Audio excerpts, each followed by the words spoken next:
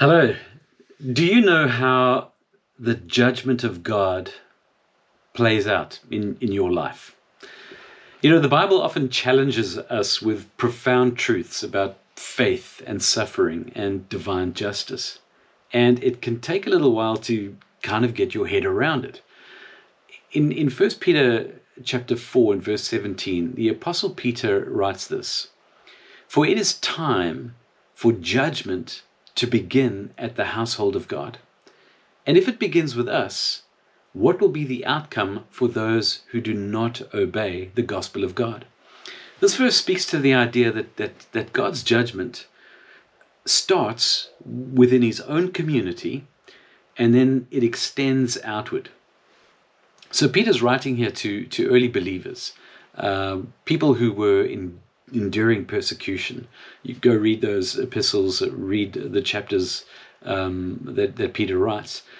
And what Peter does is he reminds them that the trials and the sufferings that they are going through are not signs of God's displeasure, rather that they need to be seen as tools for spiritual refinement. That's what Peter's saying, kind of like a father's discipline.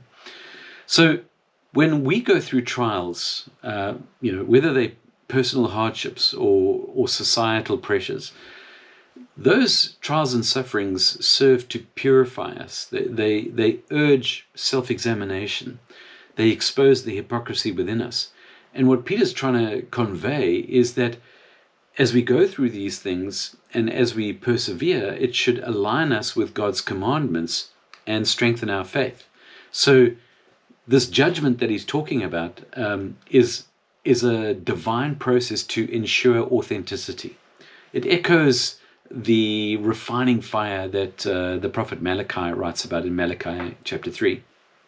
So Peter, being a Jewish apostle, draws from the Hebrew scriptures here, right? He's writing and he's drawing from the Tanakh, the Hebrew Bible, where God judges Israel first. You read about this in places like Ezekiel 9 verse 6 or Amos 3 verse 2.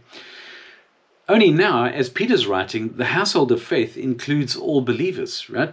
Jews and Gentiles. And Peter's saying judgment starts here. And it starts here to honor God's special relationship with his people. So just as God told Israel to fulfill their role as a light to the nations, we are told by Jesus in Matthew chapter 5 that we are the light of the world, that we should let our light shine before others.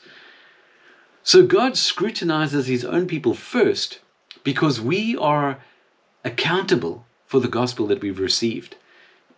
We're called to live righteously. We're called to avoid sin. And that call to holiness really should foster a humility, but also an urgency when it comes to evangelism, when it comes to sharing the message of the gospel. Because, as Peter points out, the judgment of unbelievers is portrayed as more severe. There are consequences for rejecting the gospel. Seriously, if you read about Jesus' teaching on accountability in Matthew 25, it should stir within us a desire for a bold proclamation of the gospel, because Jesus will return. And when he does, it'll be to judge the world and to usher in a new age. Ultimately, when it comes to God's judgment of believers, it's about kingdom preparation. That's the ultimate goal here. It's to prepare us. Today's world is marked by division and uncertainty. That's the world we live in. And so the refining work of God urges introspection and faithfulness, because trials lead to growth. Trials refine us. Trials prepare us. Trials encourage perseverance, knowing that suffering is temporary but purposeful.